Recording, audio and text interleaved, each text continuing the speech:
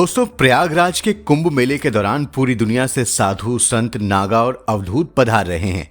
उत्तर प्रदेश के सीएम योगी आदित्यनाथ ने इस महाकुंभ के सफल आयोजन के लिए विशेष व्यवस्था भी की है। लेकिन सवाल ये उठता है कि उत्तर प्रदेश के सीएम तो खुद गोरखनाथ पंथ के महायोगी हैं, तो क्या वो कुंभ मेले में अपनी साधना नहीं करेंगे?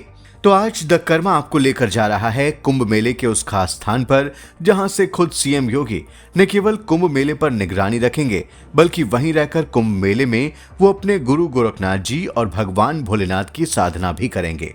प्रयागराज में हो रहे कुंभ मेले में गंगा, यमुना और सरस्वती नदी के संगम से सिर्फ 300 मीटर की दूरी पर सेक्टर 15 में 8 बीघे में 4 विशेष पंडाल बनाए गए हैं। इन पंडालों में ही योगी आदित्यनाथ और उनके सभी गुरु भाई और शिष्य धूनी रमाएंगे और संगम में साधना करेंगे। वैसे तो संगम की पवित्र भूमि पर 1 लाख से भी ज्यादा टेंट और पंडाल बनाए गए हैं, ताकि साधु संतों को संगम स्थली पर साधना और स्नान करने में कोई असुविधा ना हो। लेकिन इन सभी में सबसे विशेष है योगी महासभा के लिए तैयार किए गए ये पंडाल।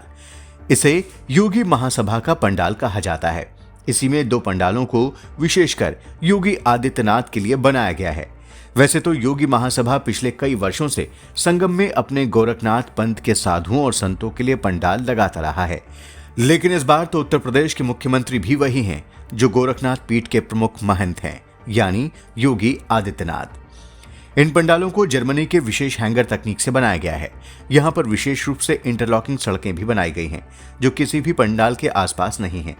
इन जर्मन पंडालों की विशेषता ये होती है कि ये किसी भी प्रकार की तेज बारिश और तूफान में भी खराब नहीं होते और अपने अंदर रहने वालों की सुरक्षा करते हैं। इन चारों पंडालों में 2 पंडाल खासतौर पर योगी आदित्यनाथ के लिए सुरक्षित रखे गए हैं। इन पंडालों को केरल की थीम पर बनाया गया है।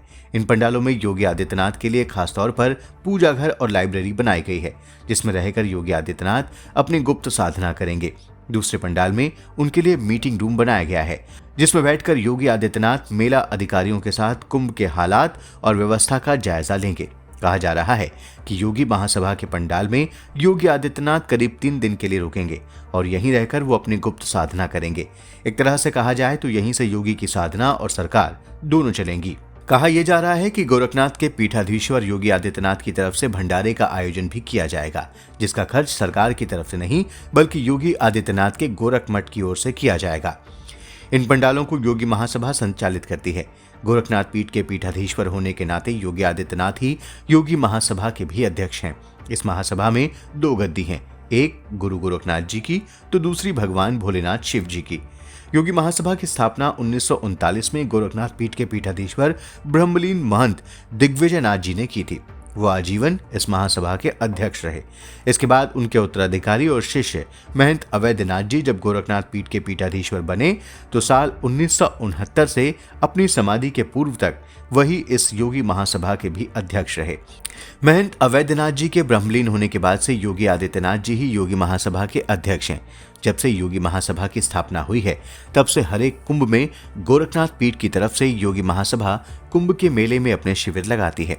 तो ये तो तय है कि योगी आदित्यनाथ अपने राजधर्म के साथ साथ अपने पंथ धर्म का भी पूरी निष्ठा से पालन करते हैं और कुंभ हो या फिर कोई भी और पवित्र मौका हो, वो अपनी पारंपरिक साधना को जरूर पूरा करते हैं। योगी जी की ये गुप्त साधना कब होगी और कैसे होगी ये कोई नहीं जानता, क्योंकि ये पूरी तरह से सीक्रेट ही रहती है। लेकिन ये साधना कहाँ होगी, किस टेंट रूपी गुफा में होगी, इसका रहस्य अब खुल गया है।